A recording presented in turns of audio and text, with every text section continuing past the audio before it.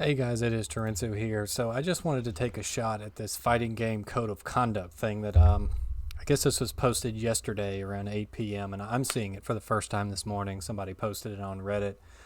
So essentially, the gist of this is, I guess it's in response to all the bad things that have happened. Bad is probably not strong enough a word for all the things that have happened in the fighting game community of late. Obviously, this is probably in response to the controversy surrounding Evo and the Smash community. And I don't want to talk about those things. You've all seen that. If you haven't, just Google it. It's some pretty nasty stuff that went on with that. And so obviously, I think the fighting game community as a whole, whether it's Smash or Tekken or Street Fighter or whatever it is, understands that those things are bad and we have to move past that. The fighting game community has always had kind of a sketchy past, at least in my opinion. I guess that's just really because of its roots. In fact, the document behind me mentions the grassroots spirit of the fighting game community. And that's really true. You know, I was young in the 80s, 90s rather, but I'm not so young that I don't remember like the competitive spirit and the kind of seedy nature of arcades. And you'll hear multiple people talk about how arcades, some of them were pretty seedy back in the day, and you never really knew what was going on in there or what could be happening in those places. And so, as best I understand this, a group of fighters from somewhere has basically come up with a code of conduct. And what they're basically asking people to do is basically get on the website and say, hey, I'm a tournament organizer or a participant or whatever you are, and I'm basically going to sign up for this code of conduct that this group of folks has written, and I'm going to follow it at my venue or my event or my tournament or whatever it was. And let me go to, let's see. And so they're calling themselves the Code of Conduct Team. And these are the people that are on it. And I assume that they are the ones who are going to be responsible for deciding, like, if you violate this, what happens to you. Now, just immediately, and again, I'm only really involved seriously in competitive Tekken. I don't recognize anybody on this list. And the nearest representative to me, I think there was someone from Florida and like Alabama, and so there are some folks in the South on there, but you know that's still pretty far from me in my location. But and I see some backers here, none of these which I recognize, and so just right off the bat, I am always a little bit wary when I hear about this group that turns up out of nowhere and says, hey, out of the goodness of our hearts and our altruism, we are now going to manage you and manage every community member such that, we're basically going to police for you so you don't have to do it yourself. And maybe that's not their objective. There's been some talk over in the corner about power grabs and those type of things. And, they could mean well. I'm sure they're not meaning this to be a power grab or a takeover or anything of the sort. But unfortunately, these type of things they have a tendency to turn into that. And I don't like the idea of being a fighting game player in one place and then committing some violation, and then my fate is decided by people I've never met far away. That's the one thing I like about the criminal justice system in the country is that you have a right to be judged by a jury of your peers. I think that's very important for understanding context of any crime or any like community infringement committed. I want people who were there. I want people who know me and understand the situation and where I was and how it was going to be the judge of me should I break a rule. But with all that said, I thought we would go through this and just look at it, and I thought I might give some thoughts on it and just kind of talk about it here. So basically it says, this is the Fighting Game Community Code of Conduct. His goal is to prevent and expel predatory behavior, emotional, sexual, verbal, and physical abuse to create a safer and more inclusive FGC in which people can enjoy the fun and exciting grassroots of our community. And basically it goes on to say that it's been reviewed by a lot of people, and people are signing on to enforce it and basically agree to be a part of this. It says, in the wake of so many examples of abuse, bigotry, and bad actions in our scene, we must recognize that we have not done enough to keep our community members safe.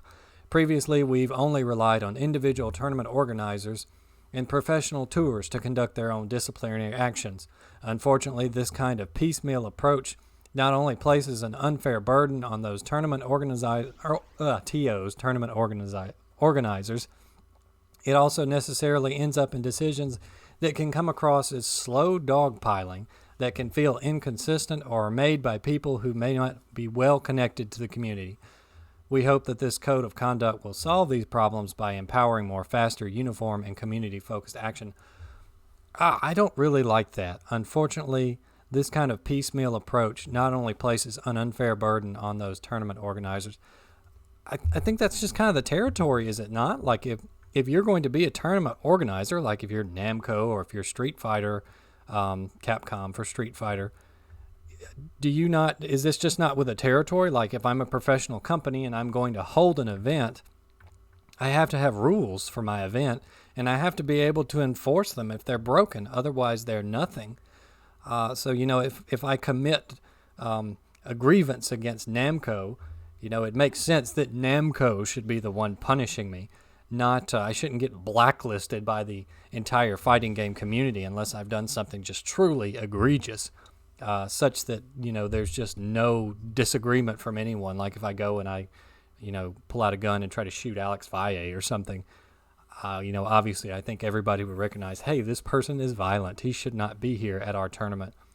But when they talk about preventing slow dogpiling, I guess that's kind of they're trying to prevent like cancel culture type situations where someone does something bad and then someone else hears about it, so they ban them from their tournament, and it just turns into this like, hey, did you hear what he did? Oh, well, he's banned from our tournament now. Unfortunately, I don't think you really are going to prevent this. All you're going to do is just ban people from everything at once faster. You're not going to prevent dogpiling like on Twitter, and that's just not going to work.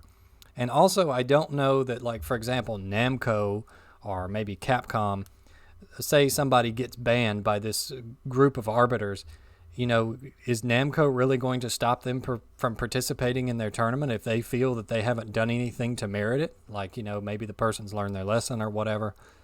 I don't know. That just seems awfully gray. I don't think you're going to prevent dogpiling by making this nebulous central fighting game authority that everybody has to answer to. I don't like that. But I can appreciate what they're trying to do, at least with it. Authority. This fighting game community code of conduct is a set of rules to better promote behavior in the fighting game community as agreed upon by FGC event organizers, tournament organizers, online chat server coordinators, web platform providers, broadcasters, and other community leaders who we are calling the backers. So basically, backers are people who are agreeing to enforce this code of conduct at their events. The code of conduct will be led by a group called the COC team. That was the list I showed you earlier of people I'd never heard of. Maybe you have, I haven't. Tasked with creating, enforcing, and updating both this code of conduct and its own rules. Application. This code of conduct applies to and against all the people we're calling participants. AKA if you participate in an event that has this, you're basically under it, which, at that point, it's like, just because I haven't read the rules of any tournament, even if they don't have this and they have something else, you're submitting yourself to this, right? So that's just saying if people agree to do this and you participate in their tournament, you are beholden to it, right? And anyone else who attends, operates, or uses in-person or online events or spaces run by any backers, which we're calling community spaces.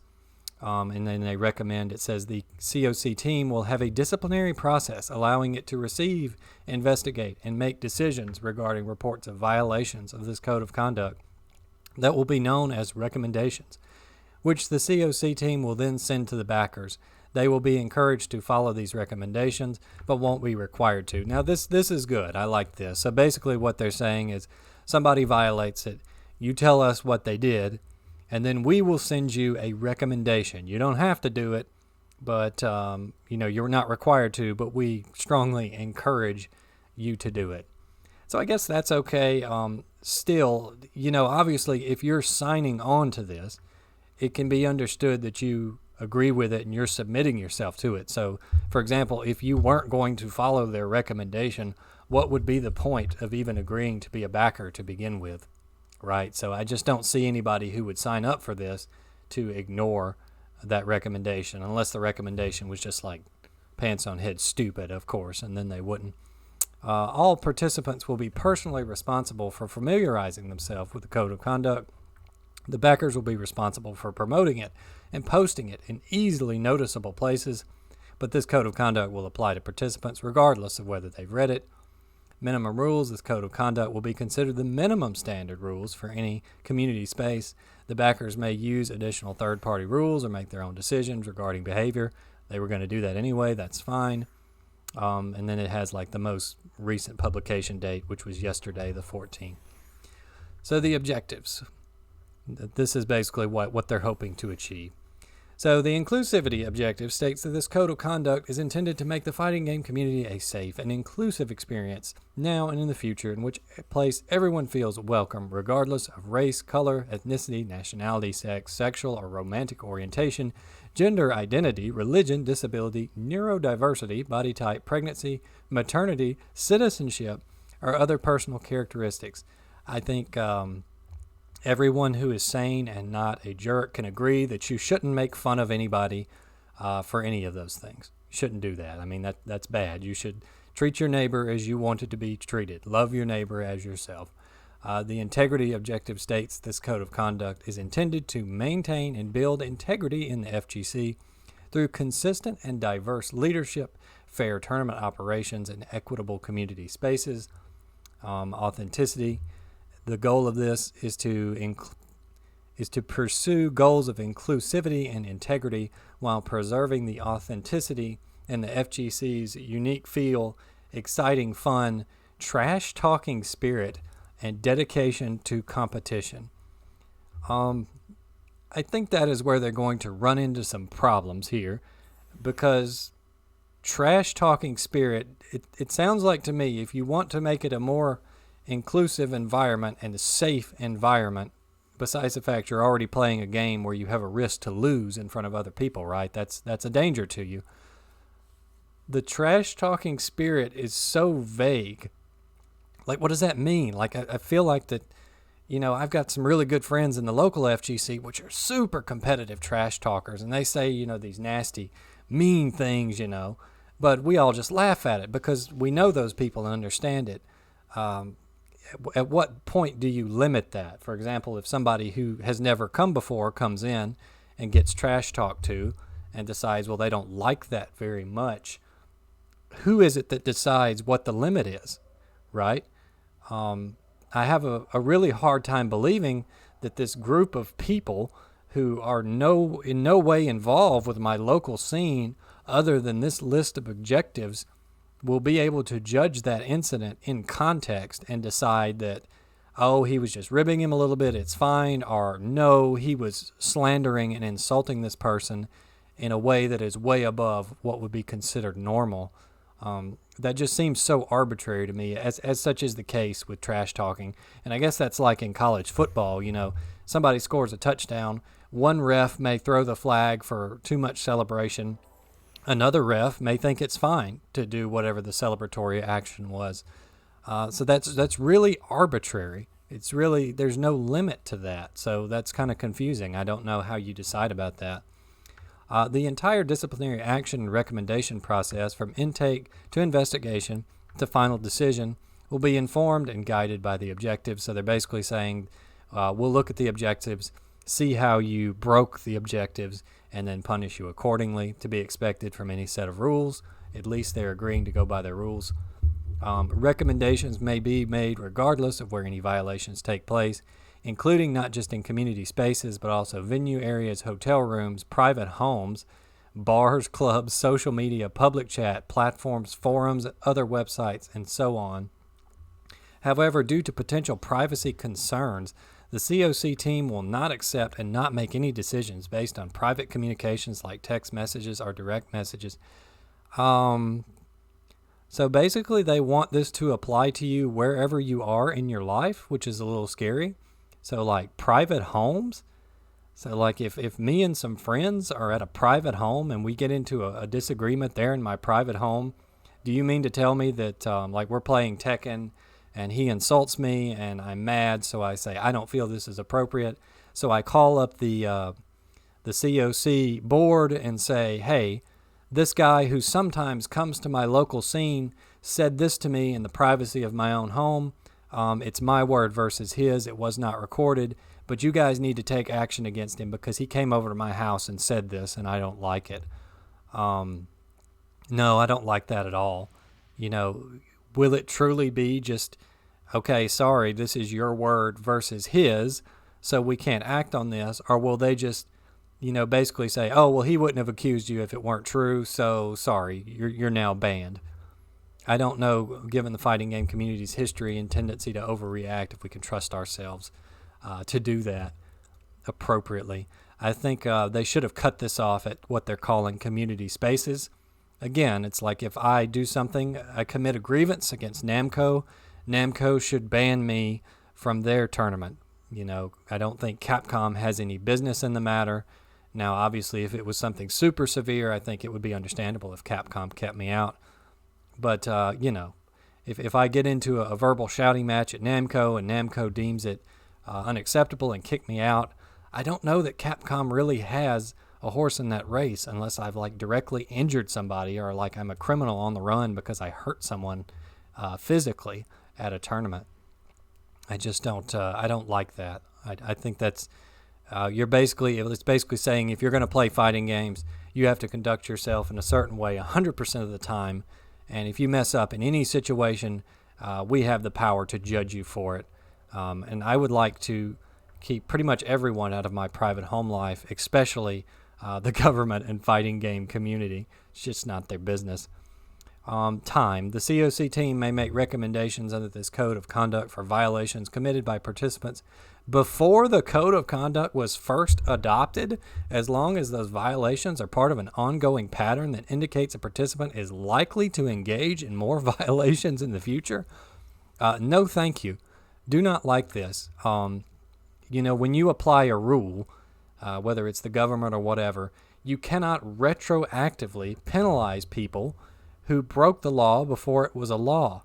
I mean, that's just madness. Some things become law because people were doing them and we didn't realize how bad this thing was. So we have to say, okay, from now on, there will be this law that you can't do X, Y, Z. Could you imagine the madness if we went back and punished people for stuff they did before it was a law? I don't think the fighting game community should be doing this either. It also says, what was that? I lost my place. As long as these violations are part of an ongoing pattern that indicates a participant is likely to engage in more violations in the future. There's no definition there for how often violations result in being called ongoing pattern. So take, for example, Ole Miss, my favorite football team, college football team, got in some hot water with the NCAA a few years ago for recruiting violations. The punishment that Ole Miss received was harsher because the NCAA said that because they've been punished for this before, it shows a consistent pattern, and therefore their punishment should be more severe. Well, if I recall correctly, the last time recruiting violations of that nature were committed was all the way back in the 80s, and they called it consistent. And, they can do that because there's no definition of what consistent is. So I see the same situation here. And especially because they're saying they can punish people who did it before these rules were a thing. I can agree that violating the rules in this would make you a bad person, regardless of whether this was put out there or not. However, I don't think it's a good precedent to implement a policy and say now this applies retroactively. I think there are some things we could all agree on, like the people who were shown to be grooming underage children and that sort of thing. Obviously, those people need to be kept away from events. But, you shouldn't just retroactively apply standards to people. I don't think that that's fair. I think you really need to come out and say, from now on, this is what it's going to be. Don't violate it. It's a clean start for everybody. Let's see.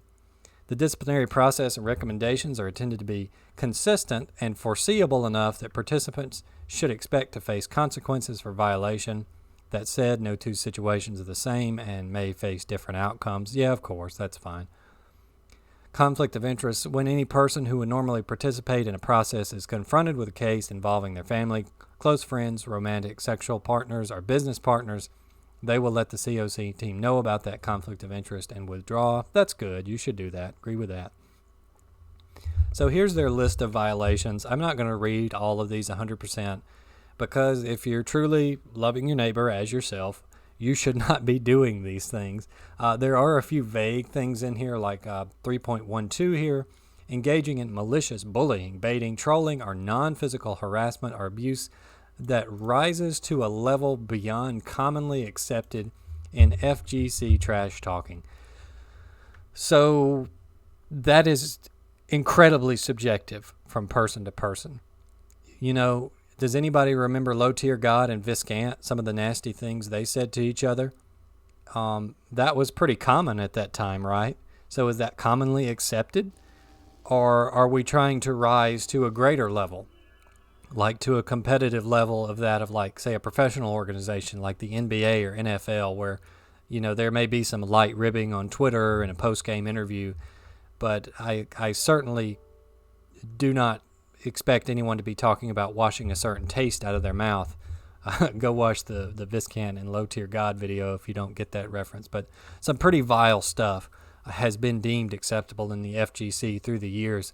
And I just think, if, you know, you can't have your cake and eat it too. If you're trying to clean up the community and make it a better place, but you're not willing to give up, quote, commonly accepted FGC trash talking, I don't know how you reconcile those two things. It seems a little vague to me. Again, this is why I would want to be judged by local tournament organizers or a jury of my peers, right? Because they know me, they know the situation, they know what's appropriate for that tournament. You know, some things could be said that have a history or inside jokes that other people in this committee are not going to understand, so they could give you a very harsh punishment for that. Just because somebody was salty, they lost, and decided, well, because I lost and he trash talked me at the last event, I'm going to take him out. I would hope that most people wouldn't do that, but I could see somebody trying it. It says using or threatening a deadly or dangerous weapon use, except in a reasonable defense situation, that's fine. Pestering or stalking any other person, yeah, you should not do that. Taking photographs or recording any person without their consent, yeah, don't do that. Like I said, most of this stuff is just common sense, like don't be a jerk to people stuff. I don't think I really have any problem with them telling me, you know, not to harass people because of XYZ.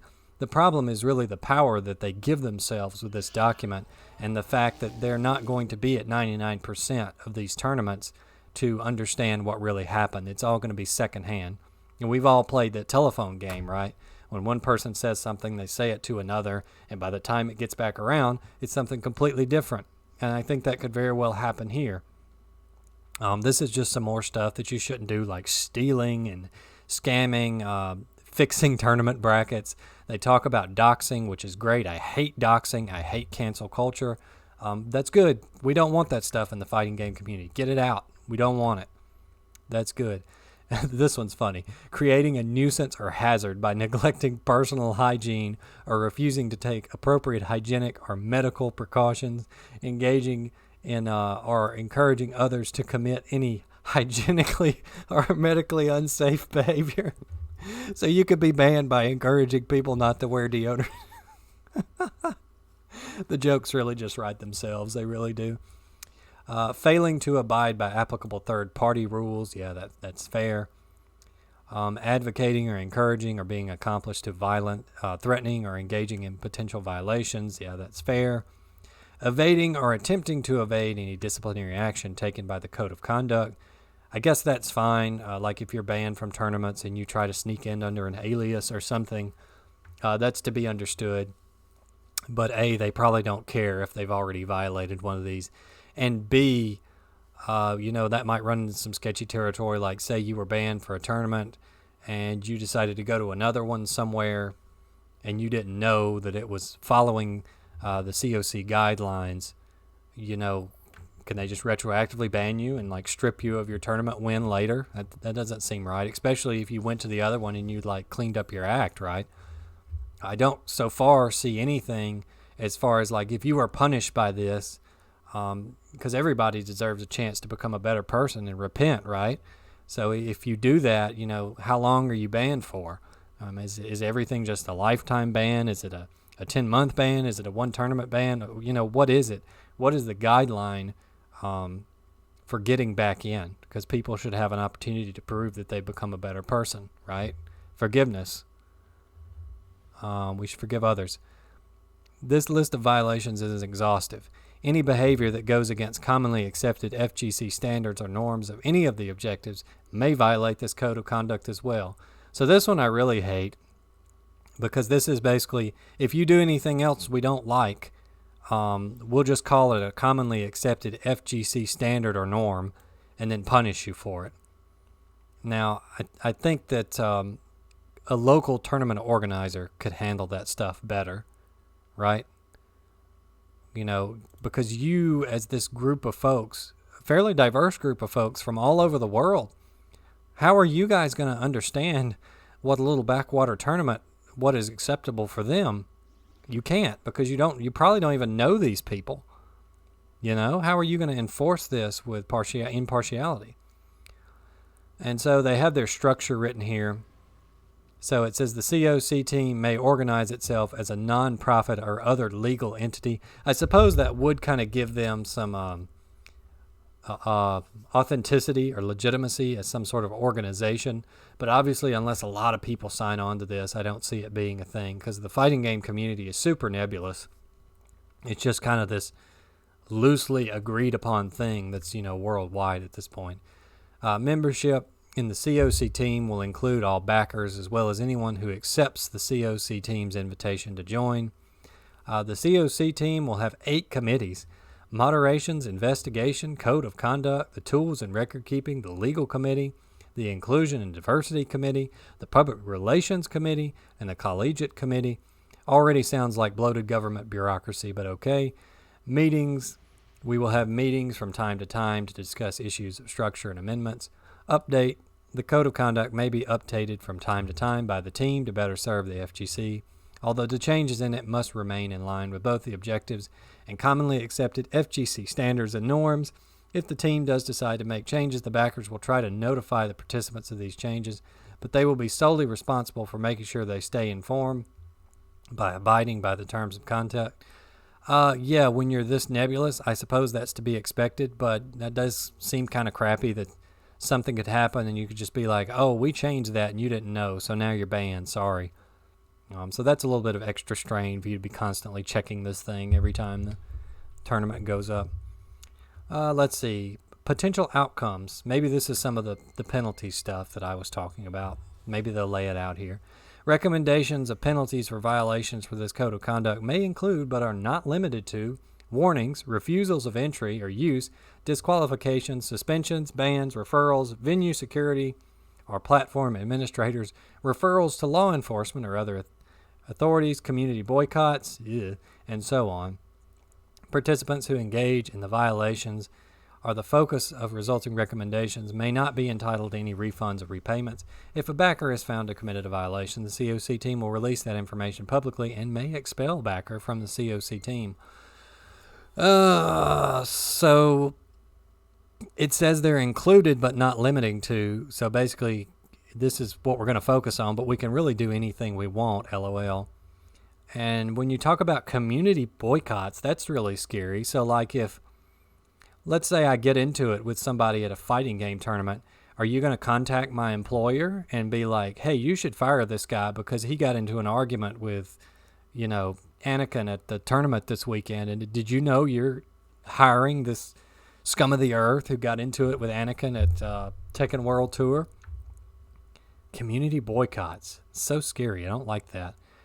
Let's see. And then they say, of course, they will publicly expel, aka publicly shame you, should you be a backer and do something they don't like. And then they can basically ban you from other venues. I would be interested to see, like, if, let's say that 100 different tournaments sign on to this and agree to be a part of it, and you mess up and get banned, are they going to be sending out like a list of people that they have recommended not be allowed into your tournament. And so, like, every time you do a tournament, you got to get your ban list out and say, okay, oh yeah, he's good, he's good. Oh, they banned him from a tournament, 2 years ago in the state of California. And even though we're here in Texas, sorry, we're not going to let you in. Who's going to be updating that list? How is it going to be sent out? Whole thing seems a little sketch to me. Don't necessarily like that. I think they need to do a better job of saying how they're going to enforce this. I know earlier they said it was kind of up to the tournament organizer to decide. So what happens if you're in a league? So for example, let's say we're talking about Tekken World Tour. And so for those of you that don't know, the Tekken World Tour basically, if your tournament is of a certain size, you can qualify to be a Tekken World Tournament event. And so winning your event rewards you points. And of course, the bigger your tournament is, the more points you get. But those are sometimes loosely, if affiliated at all, tournaments, right? I mean, my local tournament was a TWT event just because we had the bare minimum number and somebody signed us up to be. So we awarded like 1 or 2 points. But we're not in any way affiliated with like Combo Breaker or Evo or any other organizations. So, what happens if I do something that violates the COC at one place and get banned? And then, I'm trying to get my act together and do better. And so I go to a completely independent event, right? Well, the backer of the first event may decide, nope, you're out for good. I don't want you here. But the second one, because you've left it up to individual tournament organizers, could say, well, he never did anything to me. He seems apologetic. It was a long time ago. I'm going to let him in. But the first person didn't. So do you count the points he earned in the first tournament? Do you not count the points? Is he banned from the whole league? Is he just like participating for fun at this point and can't go to a final? What's the deal here? If you're truly leaving this up to independent organizers, but you really have no teeth across all of them, then what's the point, right? Because, see, it says here again, the backers will enforce disciplinary action in their own community spaces. I do like it that they've left it up to community organizers to enforce any disciplinary action, but I feel like because they're this big body and they've already said that people that commit violations, they're going to release that information publicly, even though up here they said that they wanted to prevent dogpiling. That kind of conflicts in my mind. So are you trying to stop piling on and getting fighting game culture canceled or not? What are you trying to do here? I don't get that. Is it truly up to the backers? We'll see.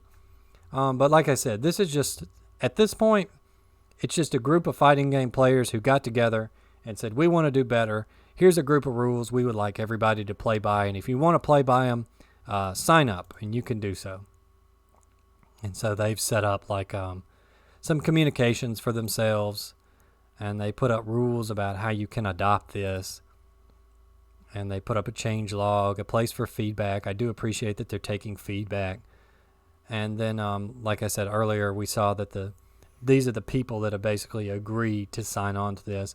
And these are the people on the team. Again, I've never heard of any of these folks. Maybe you have. And then these are your backers, people that have thus far agreed to it. And maybe you know some of these people. Currently, I don't recognize any.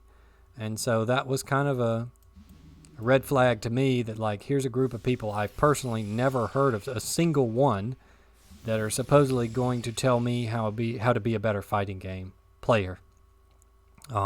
Fortunately, none of this stuff here applies to me anyway. I'm a pretty level-headed guy, pretty straight-edge guy. I don't really like to trash talk. I might, rib a friend or something if we have a close match, but I'm not one to attract controversy to myself. So I doubt any of this would apply to me as it stands anyway. I do appreciate the fact that they're acknowledging that there's a problem in the fighting game community, that it's always been kind of spicy and had a bad reputation, and they're trying to make it better. I'm not sure that creating this semi-all-powerful but not big brother entity to watch over you and tell you what to do is the best thing to do it. It's certainly not going to prevent dogpiling or any of that stuff. But anyway, what do you think about the fighting game code of conduct? Do you think it's just right? Do you think my fears are justified? Do you think I'm overreacting? What do you think about it? Give your opinions and comments below. I'd love to hear what you guys think. do it in a nice manner, or you might find yourself banned from every tournament in the land. But anyway, guys, this is Terensu signing off. I appreciate you as always.